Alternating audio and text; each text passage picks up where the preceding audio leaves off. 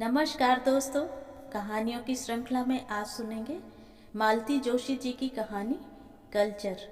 लेकिन उससे पहले मेरा आपसे विनम्र अनुरोध है कि अगर आपको मेरी कहानियाँ अच्छी लगती हैं तो मेरे चैनल को सब्सक्राइब ज़रूर करें, लाइक करें और अपने दोस्तों और जानकारों में शेयर भी करें। बेल आइकन दबाना बिल्कुल भी ना भूलें। आज सुनिए culture. Mummy please come here. Bathroom से प्रिया चीख रही थी। मेरे हाथ आटे से सने हुए थे। गैस पर करेले सिक रहे थे और घड़ी 9:30 बजा रही थी। इतनी कोफ्त हो आई मुझे। एक तो राम प्रसाद के एकाएक गोल हो जाने से सारा कार्यक्रम वैसे ही गड़बड़ हो गया था। तिस पर यह लड़की हाथ बटाना तो दूर रहा, अपना काम भी ठीक ढंग से नहीं कर सकती। मम्मी, दोबारा आवाज़ आई थी तो खींचकर मैंने काशी से कहा, 2 मिनट झाड़ू रोक कर देख लेना बेबी क्या कह रही है। फिर 2-4 मिनट तक दरवाज़ा खटखटाने की, प्रिया के चीखने की, बाल्टियों की आवाज़ें आती रहीं। उसे शायद ठंडे पानी की ज़रूरत पड़ गई थी। बाथरूम में काशी का आना उसे सख्त नागवार गुजरा होगा, पर मैंने ध्यान ही नहीं दिया। अभी 10 बजते बजते सब लोग खाने के लिए शोर मचाना शुरू कर देंगे। मेरे पास तो एक क्षण भी बर्बाद करने को नहीं था। आज ये काशी कैसे आ गई काम पर? बाल पोंछते हुए प्रिया सीधे किचन में चली आई थी। वह तो 4-5 दिन से आ रही है। तुम्हारा ध्यान रहता भी है कहीं? मैंने उलाहना दिया। बाई को क्या हो गया है?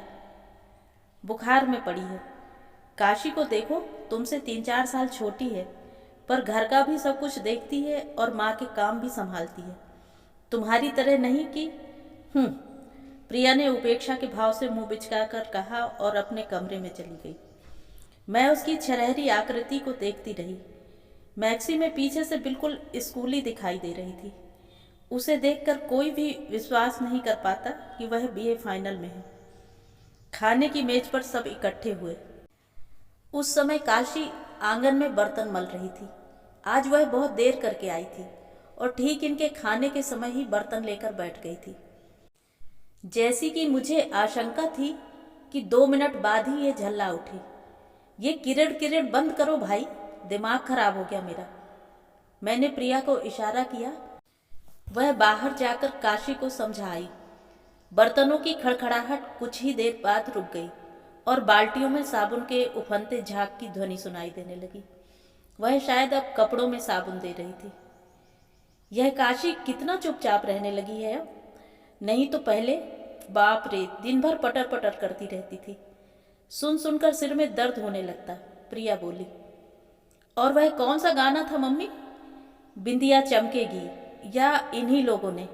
बस रेडियो पर आया नहीं कि देवी जी काम वाम छोड़कर भागती थी। एक बार तो राक्स ने हाथों से ही रेडियो तेज कर दिया था। इतना डांटा था तब मैंने। विवेक बोला, और विक्की, तुम्हारा वह लंबे बालों वाला दोस्त आया था तब याद है? सीधे दरवाजे में खड़े होकर घूर रही थी उसे। मम्मी ने कैसा डांटा था तब। दोनों बच्चे उस बात को याद करके खिलखिलाकर हंस पड़े थे। काशी वाकई बहुत चंचल थी। चाहे मेरी ड्रेसिंग टेबल हो या इनका टाइपराइटर, प्रिया का कार्डिगन हो या विवेक की किताबें, उसे हर चीज छूने से मतलब था।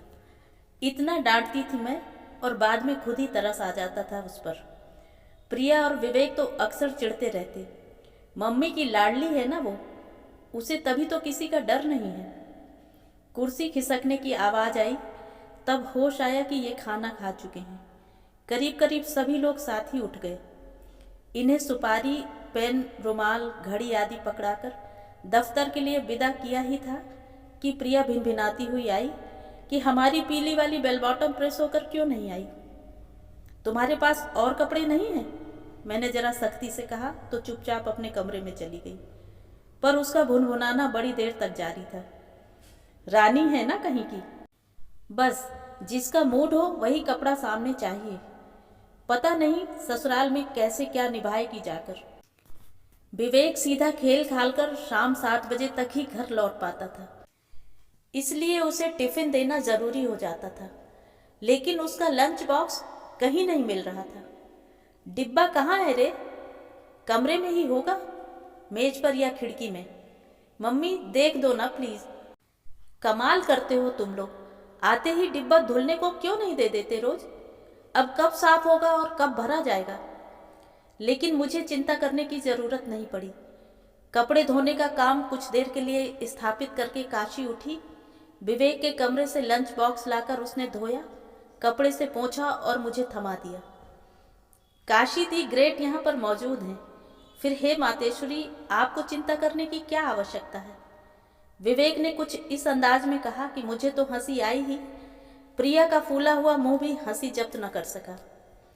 सच मम्मी, काशी ससुराल चली जाएगी तो तुम्हारी बड़ी मुसीबत आने वाली है। बाई एक तो बार बार बीमार पड़ जाती है और काम भी ऐसा हाबड़ तोबड़ करती है कि कपड़ों में साबुन महकता रहता है। पानी का गिलास उठाओ तो उसमें ढेर सारा साबुन लगा रहता है। मुझे लगा ससुराल के नाम से काशी का तांबई चेहरा लाज से और गहरा हो जाएगा, पर वह निर्विकार भाव से कपड़ों को नील के पानी में डुबोती रही। बच्चों को ठेल ठाल कर जब कॉलेज के लिए रवाना कर चुकी तो अंदर आकर देखा काशी धुले अनधुले बर्तनों का ढेर लेकर आंगन में चुपचाप बैठी हुई है। क्या सोच रही है काशी? घर की याद आ रही है क्या? वह एकदम चौंक पड़ी और बिना मेरी ओर देखे सामने पड़े बर्तनों को रगड़ने लगी। तवे को तो उसने इस कदर रगड़ा कि लगा कलेजे पर खरोंच सी पड़ रही है। जरा धीरे बाबा, इसी तवे पर शाम को भी रोटी बनेगी। तू तो पता नहीं किस जन्म का गुस्सा उतार रही है बेचारे पर। फिर अपनी बात को थोड़ा आत्मीयत तो देने के लिए मैंने कहा, पता है बेबी क्या कह रही थी? काशी ससुराल चली जाएगी तब मम्मी की मुसीबत आने वाली है। मैंने बात तो उसे खुश करने के लिए कही थी, पर वह तो जैसे भभक उठी। कहीं नहीं जा रही हूँ माँ जी, आप फिक्र मत करो, उसने कड़वाहट भरे स्वर में कहा और गंदे पानी की बाल्टी को कुछ ज्यादा ही ताकत लगाकर नाली में उलट दिया। छींटों से अपने को बचाती हुई मैं कमरे में आ गई। बाप रे, कहाँ से सीख लिए हैं इसने ये तेवर, ये ठसक। अभी कल तक सिलविल सी कॉलोनी में यहाँ वहाँ घूमती फिरती थी।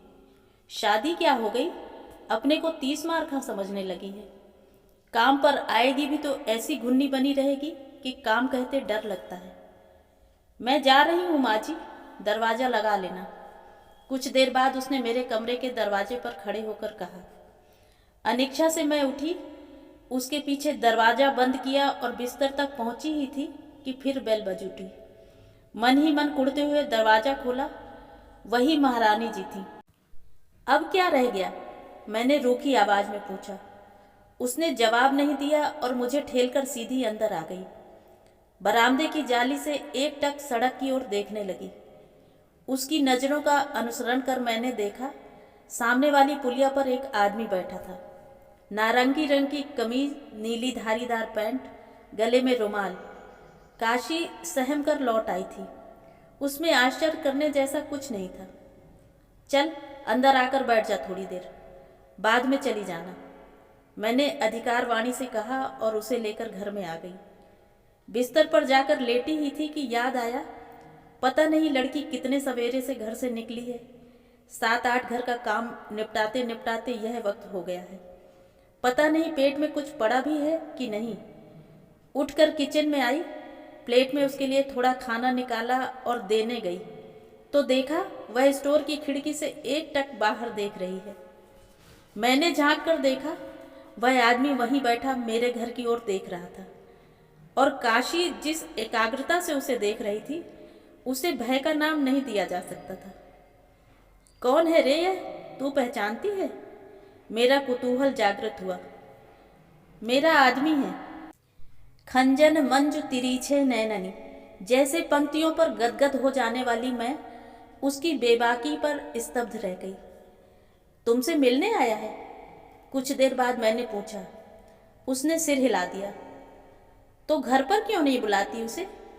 यहाँ किस लिए? लेकिन कहते कहते मेरा गुस्सा अपने आप उतर गया। भला घर पर इतने लोगों के सामने यह कैसे संभव था? ममत्व से भरकर मैंने ही आगे कहा, वह बेचारा वहां धूप पर बैठा है और तू यहाँ से ताक झांक कर रही है।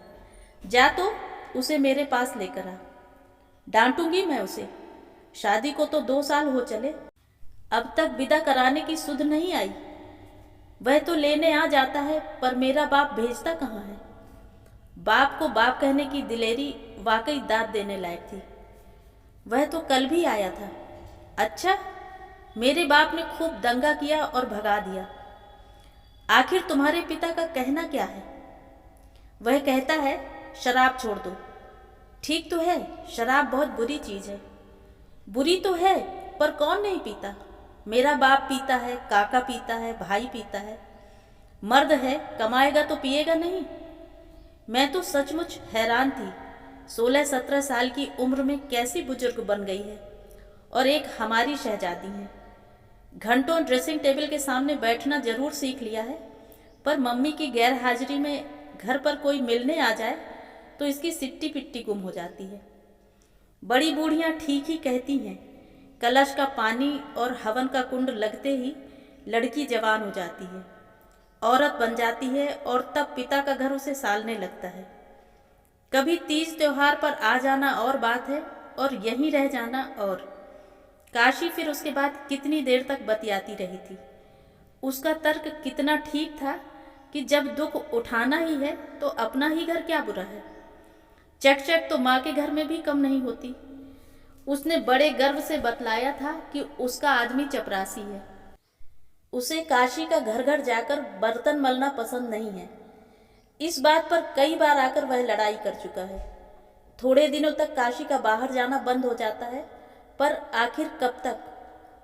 मेरे मन पर भी दिन भर पति को एकटक निहारती उसकी आंखें, उसका तमतमाया चेहरा, बाप के नाम पर घृणा से उगलती उसकी आवाज छाई रही। मेरे स्वभाव में यही एक दुर्बलता है, जो बात मन को छू जाए वह दिन भर नहीं भूलती। अखबार में पढ़ी हुई हत्याओं की खबरें, सड़क पर कुचला कुत्ता, भीड़ में पिटता व्यक्ति, सास की ज्यादतियों से संत्रस्त सामने वाली पंडिताइन, सब जैसे मेरे मन में घर करके बैठ जाते हैं, और मैं दिन भर उन्हीं की बातें करती हूँ, चाहे किसी को दिलचस्पी हो या ना हो। रात के खाने के बाद हम लोग ड्राइंग रूम में बैठे थे, जब मैंने यही प्रसंग छेड़ दिया। विवेक कार्टर ब्राउन की कोई पुस्तक पढ़ रहा था, ये टाइम्स देख रहे थे। दोनों ने सिर उठाकर मेरी बात को ध्यान से सुना और फिर पढ़ने में डूब गए थे। जाहिर था उन्हें कोई इंटरेस्ट नहीं था इस काशी पुराण में। प्रिया लेकिन रेडियो सुनते सुनते एकदम बिफर पड़ी। ये काशी तो एकदम पगलेट है। कैसे? अरे इतना बड़ा बखेड़ा करने की जरूरत ही क्या है?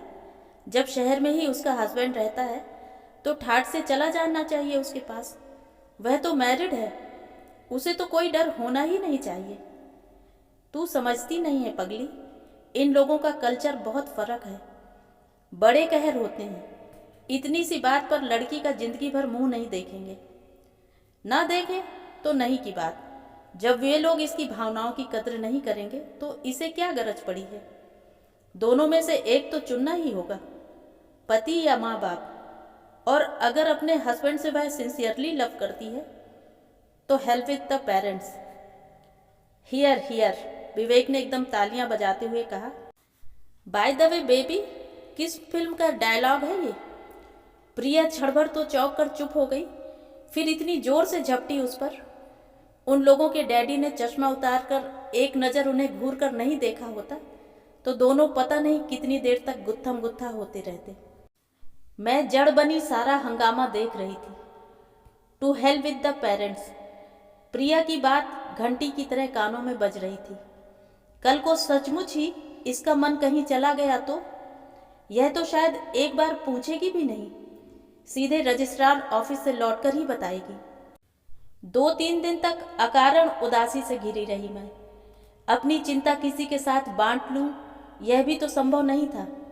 विवेक अभी बहुत छोटा था और उसके डैडी, उनके पास तो ऐसी छोटी मोटी बातों के लिए वक्त ही कहाँ था। बस दफ्तर और फाइलें। घर से बाहर तो शायद उन्हें याद भी न रहता होगा कि अपने 2 बच्चे भी हैं। लेकिन मेरा यह सोचना कितना गलत था, इसका पता मुझे जल्दी ही लग गया।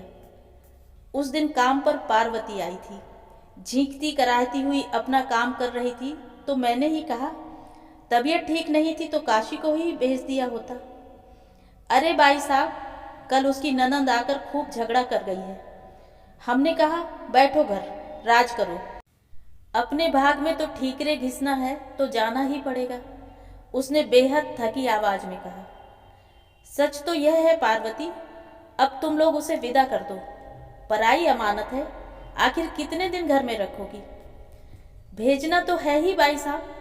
वह एक उसांस लेकर चुप रही, फिर कुछ देर बाद उसी थकी सी आवाज में बोली, नेक सुभीता हो जाए, ऐसी नंगी बुच्ची कैसे भेज दें। मतलब चीज वस्तु तो उसकी सब बनिए के यहाँ पड़ी है। इस महंगाई ने ऐसी आग लगाई है कि। क्या कह रही हो? इस तरह ब्याहता लड़की के गहने कोई गिरवी रखता होगा? छी, मेरा मन घृणा से भर उठा। कुछ ना पूछो भाई साहब, ऐसा कसाई है उसका बाप, दारू पी पी कर सत्यानाश कर दिया उसने। मैं 4 घर का काम ना करूं तो बच्चों के पेट में दाना ना पड़े। अब यह। वह बोलते बोलते अचानक चुप हो गई। अपनी दक्षिणी साड़ी का पल्लू माथे तक खींचकर उसने मुंह एक ओर फेर लिया। मैंने मुड़कर देखा, हाथ में ब्रीफ केस लिए ये बेडरूम के दरवाजे पर खड़े थे। अरे आप कैसे आ गए? दरवाजा खुला था, इन्होंने रूखी आवाज में कहा। मेरा मतलब है इस समय। पर मेरी बात समाप्त होने से पहले ही वे कमरे में लौट गए। किचन में जाकर मैंने झटपट चाय बनाई और कमरे में आकर देखा, कोट कुर्सी की पीठ पर टंगा हुआ है और ये आराम कुर्सी पर लेटे हुए हैं। तबीयत तो ठीक है ना? मैंने चाय उड़ेलते हुए कहा। ठीक है। नहीं, मेरा मतलब था इस वक्त कोई गुनाह तो नहीं किया ना? अब इसके आगे कोई क्या बोले। चुपचाप बैठी चाय के घूंट भरती रही। भाई साहब, मैं जाती, पार्वती ने पर्दे के बाहर से कहा। मैं उसके पीछे दरवाजा बंद करने के लिए उठी। लौटकर कुछ कहने की गरज से मैंने कहा, इन लोगों का भी क्या कल्चर होता है। पार्वती बतला रही थी, इसके पति ने लड़की के सारे गहने गिरवी रख छोड़े हैं। सब सुन लिया है मैंने, and I am least interested. एक बात कहूँ? मैं चुप। दूसरे की लड़कियों की तो इतनी खोज खबर रखती हो, अपनी लड़की का अता पता मालूम है? मैं खाली खाली आंखों से उन्हें देखती भर रही। प्रिया कहाँ है? कॉलेज गई है। लौटे तो उससे पूछना कौन सी फिल्म देखी। फिल्म? आपने कहाँ देखा उसे? अल्पना के पास। ओल्ड सेक्रेटेरिएट गया था, वहीं से लौटते हुए देखा। सोचा तुम्हें भी यह खुशखबरी देता चलूं। उनके व्यंग की धार मेरे अंतःस्थल पर खरोंच सी करती चली गई। फिर उठकर कोट पहनते हुए बोले, एक बात शायद बताना भूल गया। प्रिया अकेली नहीं थी और मैं जानना चाहता हूँ साथ में कौन था। कौन था? यानी कि लड़का?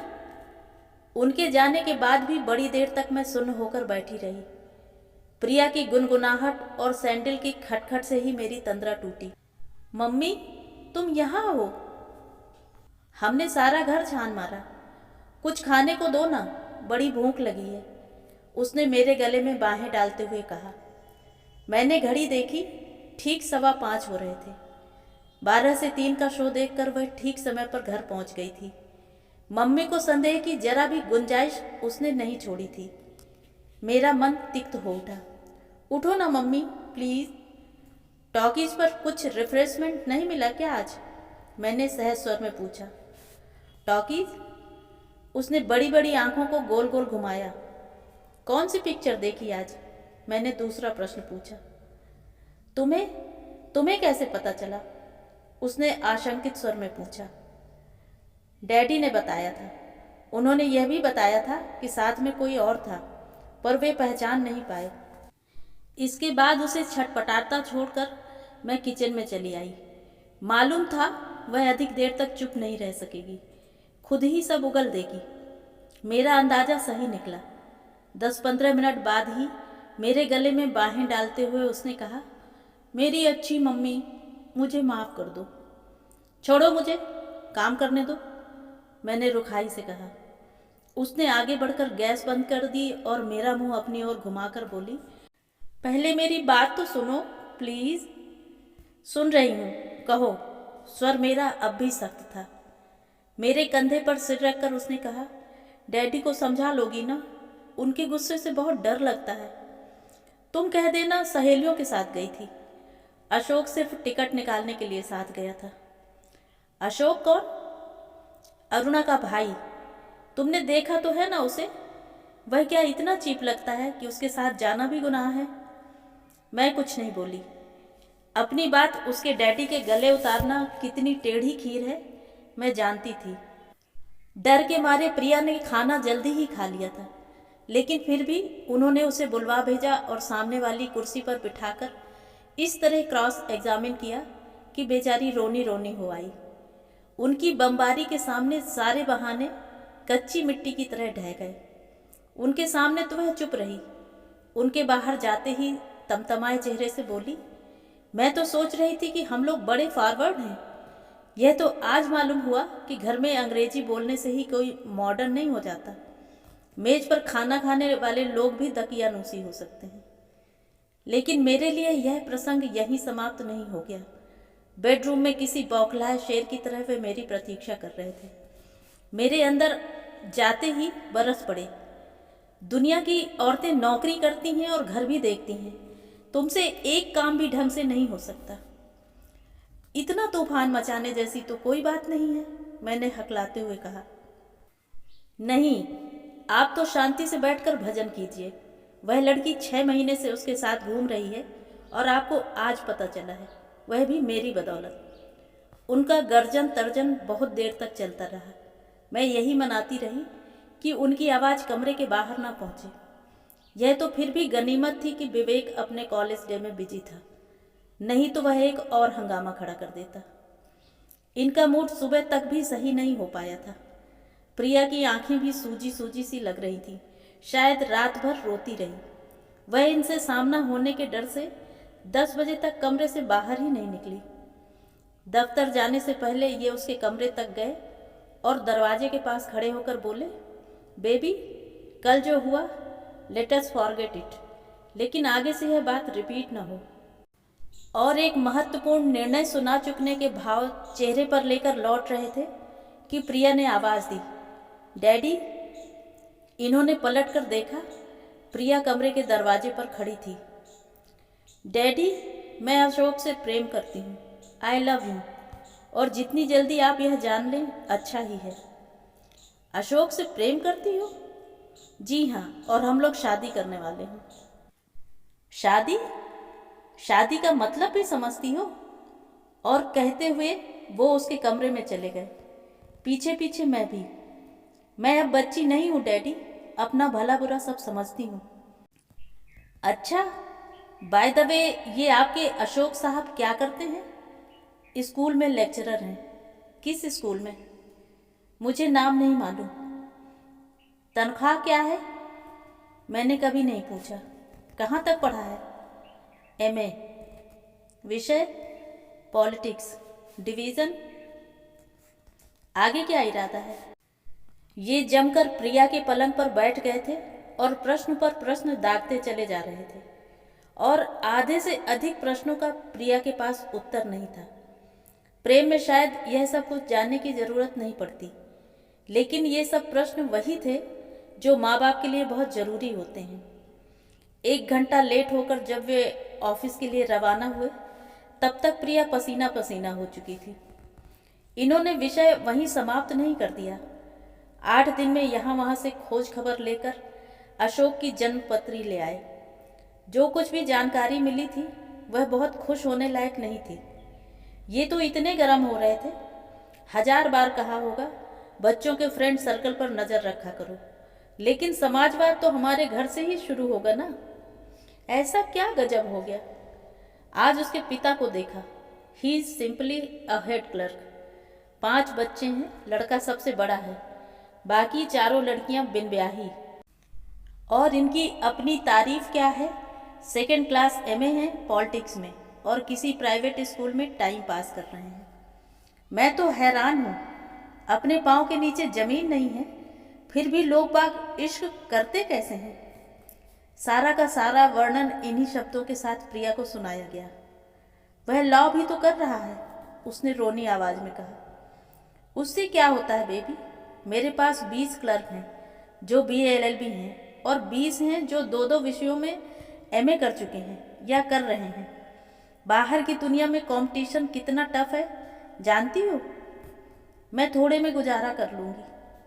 थोड़े में मतलब कितने में? मिनिमम रिक्वायरमेंट्स तो मनुष्य को चाहिए ही ना।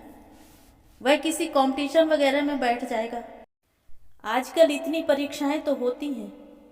परीक्षाओं में क्या कर लेंगे जनाब? सेकंड क्लास करियर है शुरू से आखिर तक। इतना आसान नहीं है कंपटीशन में आना। उसके घर गई हो कभी? कई बार। उसकी बहन मेरी सहेली है।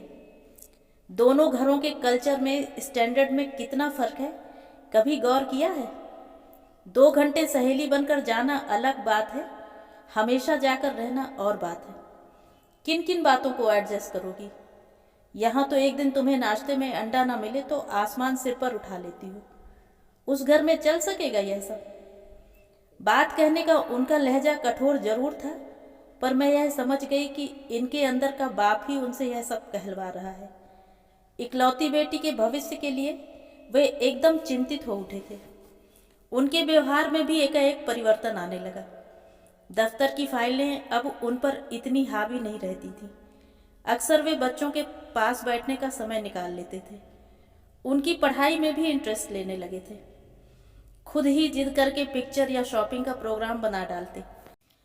अक्सर हमारे यहाँ शाम को ब्रिज या रमी का गेम जमने लगा था, और छुट्टी के दिन कहीं बाहर घूमने का भी इन्हें अचानक शौक सा हो गया। मुझे मालूम था यह सब प्रिया को व्यस्त रखने के लिए हो रहा है, पर मुझे अच्छा लग रहा था। पुराने दिन फिर लौट आए थे, जब ये बॉस नहीं थे।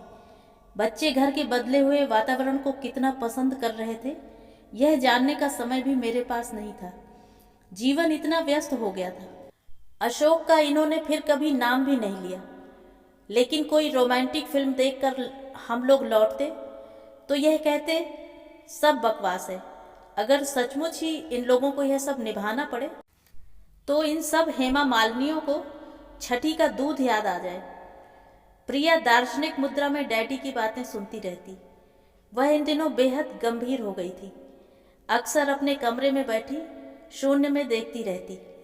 कॉलेज भी यदा कदा गोल कर जाती थी। उसकी खिलखिलाहट के बिना घर घर नहीं लगता था। सहेलियों का जमघट भी अब पहले का सा नहीं लगता। कई बार उसे तकिए में मुंह छिपाकर रोते भी देखा। मेरा माँ का मन सांत्वना के लिए दौड़ पड़ता।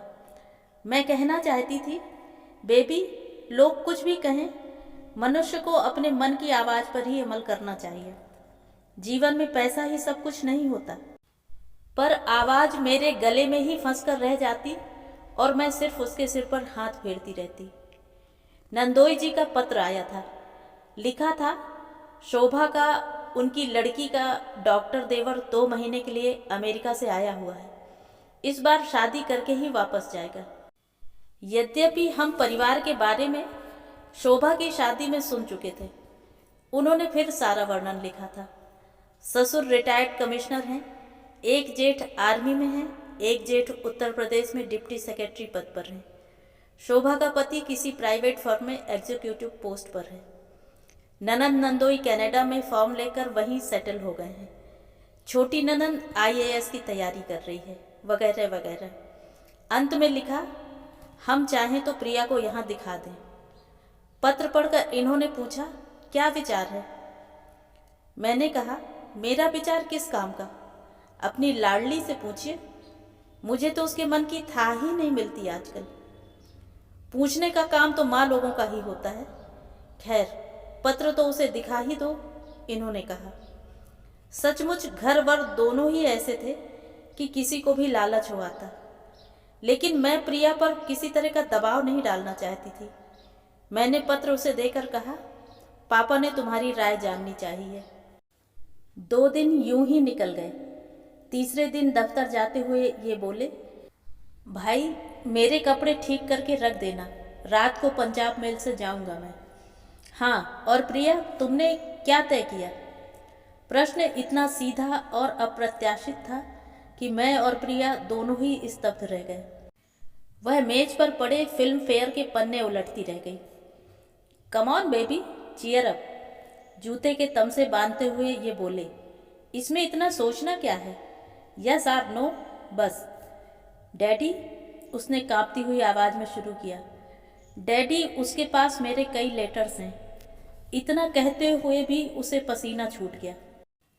आई विल सी टू दैट। और कुछ नहीं है। Are you sure? और खटखट सीढ़ियाँ उतरकर ये गैरेज की ओर चले गए। मैं फटी फटी आंखों से प्रिया को देखती रही। उसके पास मेरे कई लेटर्स हैं। सिर्फ लेटर्स हैं? लड़की, तुझे क्या हुआ है? महीने भर तक अपने आप में घुलते रहने के बाद यही निर्णय लिया है तूने? अशोक के साथ न सही, अपने साथ तो ईमानदारी बरती होती। पर इतने सोच विचार के लिए समय ही नहीं था। दोनों की अटैचियाँ तैयार करनी थी। इनके तो क्या बस 4 कपड़े रखने थे, लेकिन प्रिया के कपड़ों को लेकर कोई निर्णय नहीं हो पा रहा था। कभी वह मेरा वार्डरोब खोलकर बैठ जाती कि अवसर के लायक 4-6 साड़ियाँ छांट ले। कभी उसे ख्याल आता फॉरेन रिटर्न दूल्हे का और वह अपनी नीली लेस वाली मैक्सी और बेल बॉटम अटैची में ठूंसने लगती। कुछ ही देर में उसने सामान का ऐसा अंबार लगा दिया कि कहना पड़ा, बेबी, तुम वहाँ सिर्फ 4 दिन के लिए जा रही हो, 4 महीनों के लिए नहीं। मेरे कंधे पर सिर रखकर वह एक शर्मीली सी हंसी हंसती। बहुत दिनों बाद उसे यूं मुस्कुराते देखा। मुझे खुश होना चाहिए था, पर नहीं हो सकी। उन लोगों के चले जाने के बाद घर एकदम सूना हो गया था। खाने वाने से निपटकर मैंने निटिंग उठाई और सीधी लॉन पर ही आकर बैठ गई। अभी मुश्किल से 5-6 लाइनें निकाल पाई थी कि फाटक खड़का। मुझे लगा पार्वती आई है, पर मुड़कर देखा तो अशोक था। साइकिल फाटक से टिकाकर वह अंदर आया। उसे पहली बार इतने पास से, इतने गौर से देखा था। सोचा, प्रिया इस पर जान छिड़कती थी, सो गलत नहीं था। यह देने के लिए आया था। उसने एकदम पास आकर सर्द स्वर में कहा, क्या है ये? चिट्ठियां हैं, गिन लीजिए, 31 हैं। मैंने रेशमी रिबन में बंधा हुआ वह बंडल लेकर मेज पर रख लिया। कुछ कहना चाहती थी, पर शब्द ही नहीं याद आए। आप गिन लेती तो ठीक था, उसने फिर कहा। मुझे विश्वास है, किसी तरह इतना कह सकी मैं। Thank you. वैसे अच्छा हुआ आपका संदेश जल्दी मिल गया, नहीं तो शायद इनकी राखी आपको लौटा पाता। छोटा सा घर है मेरा, इतने सारे कागज कहाँ सहेज कर रखता मैं। मैंने उसकी ओर देखा। मुझे उसका चेहरा नन्हे विवेक सा लगा, जब वह खेल में हार कर या पिट कर लौटता था। मन हुआ उसका चेहरा दोनों हाथों से पकड़कर चूम लूं, आंचल में छुपा लूं, दुलरा लूं, कुछ तो करूं जिससे यह चेहरा फिर से हंस उठे, खिल उठे। मुझे होश आया तब तक वह दूर जा चुका था, बहुत दूर। चिट्ठियां लेकर मैं घर में आई। घर एकदम सुनसान। फिर भी मैंने अपने कमरे का दरवाजा कसकर बंद कर लिया। पहला पत्र खोलते हुए लगा, अपनी बेटी के पत्र पढ़ना शायद पाप है, लेकिन अब यह प्रेम पत्र कहाँ थे? अब तो निरे कागज थे ये। पत्रों में नया कुछ नहीं था। 19-20 वर्ष की लड़कियां जैसे भावुक पत्र लिखती हैं, वैसे ही थे वे। हर पत्र में अपने अमर प्रेम का विश्वास दिलाया गया था। जीवन भर साथ निभाने की कस्में थीं। 24 घंटे न देख पाने की विरह व्यथा थी। भविष्य के सपने थे, वर्तमान का मलाल था। उलाहने थे, क्षमा याचना थी। अंतिम 2-3 पत्रों में हम लोगों का जिक्र था। मेरे राजा, मम्मी डैडी सब कुछ जान गए हैं। मुझे सब बताना ही पड़ा आखिर। डैडी तो बहुत नाराज हुए, पर मुझे विश्वास है मेरे चांद को एक बार देख लेंगे तो सारा विरोध भूल जाएंगे। डैडी ने तो शायद चांद को कभी देखा ही नहीं। इससे पहले ही वह रिजेक्ट हो गया था। उन्होंने किस खूबी से अपनी बातें प्रिया के गले में उतारी थी। जोर जबरदस्ती करते तो शायद वह विद्रोह कर बैठती, पर उन्होंने मौका ही नहीं दिया। वे उसे अपने सर्किल में घुमाते रहे, दैनिक फिल्में दिखाते रहे, महंगी से महंगी चीजें खरीद कर देते रहे। उनके तरकश का एक तीर भी खाली नहीं गया था। सभी को विश्वास था कि प्रिया का यह रिश्ता पक्का हो जाएगा। ना भी होगा तो उसके डैडी इससे भी अच्छी जगह उसकी बात चला सकते हैं। लेकिन इस लड़के का अशोक का खोया हुआ आत्मविश्वास कौन लौटा कर देगा? पार्वती पूछ रही थी। भाई साहब, बहुत कम बर्तन निकल रहे हैं आजकल। खाने वाला है ही कौन? मैं और भैया। साहब और बेबी तो दिल्ली गए हुए हैं ना, तभी तो घर सूना सूना लग रहा है। उसने कहा काशी भी चली गई भाई साहब कल। चली गई? चलो अच्छा हुआ। लड़कियां अपने अपने घर ही अच्छी लगती हैं। लेकिन वह तो रोने बैठ गई। इतना बिलख कर रो उठी कि मैं तो परेशान हो गई कि कैसे समझाऊं। आखिर राम प्रसाद चिल्लाया, रोती क्यों है? शहर में तो है ससुराल, जब चाहे मिल आना, जब चाहे बुला लेना। अरे भैया, उसके बाप ने कहा है घर में घुसेगी तो जान ले लूंगा। अरे ऐसा क्यों? उसके जवाब में पार्वती ने अपनी राम कहानी सुनाई। काशी का बाप उसका रिश्ता दूसरी जगह तय कराया था। वहां से 500 लेकर उसके जेवर बनिए के यहाँ से उठाकर पहले वाले को लौटाने का प्लान था। रात उसने पंचायत बुलाई थी और दामाद पर आरोप लगाया था कि वह शराब पीकर काशी को मारपीट करता है, इसलिए वह लड़की को नहीं भेजना चाहता और रिश्ता तोड़ना चाहता है। उसने 5-6 गवाह भी जोड़ रखे थे।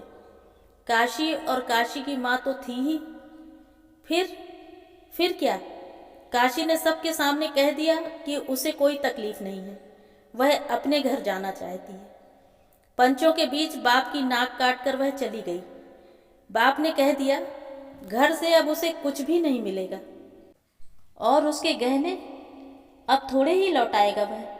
उसे तो बहाना मिल गया, ससुराल वाले उसे परेशान नहीं करेंगे। अब जो उसकी किस्मत में लिखा होगा। पार्वती ने एक उसास भरकर कहा, लेकिन भाई साहब बड़ी समझदार लड़की है। कहती है उस जन्म में कोई पाप किया होगा तो इस जन्म में भुगत रही हूँ, अब और पाप क्यों कमाऊं? कहानी सुनकर मेरे बदन पर कांटे उगाए थे। पार्वती के जाने के बाद कितनी देर तक मैं वहीं आंगन में पीढ़े पर शोक मग्न बैठी रही। रामप्रसाद बर्तन उठाने आया तो मैंने दर्द से भीगे स्वर में कहा, रामप्रसाद, सुना तुमने बाई क्या कह रही थी? आप भी हुजूर बहुत सोचती हैं। छोटी जात के लोग हैं ये, इनका धर्म क्या, ईमान क्या। रामप्रसाद अपनी पंडिताई के गर्व में बोला। सच तो है, छोटी जात के लोग हैं ये। फिर उस अनपढ़ गंवार छोटी सी लड़की को कौन सिखा गया कि पाप क्या है, पुण्य क्या है, न्याय क्या है, अन्याय क्या है? कौन सा साहस था उसमें जो इतने लोगों के सामने मुंह खोलकर अपने मन की बात कह गई वह? मेरा यह प्रश्न मुझे ही बड़ी देर तक सालता रहा। तो ये थी कहानी। कहानी आपको कैसी लगी? कमेंट करके ज़रूर बताएं।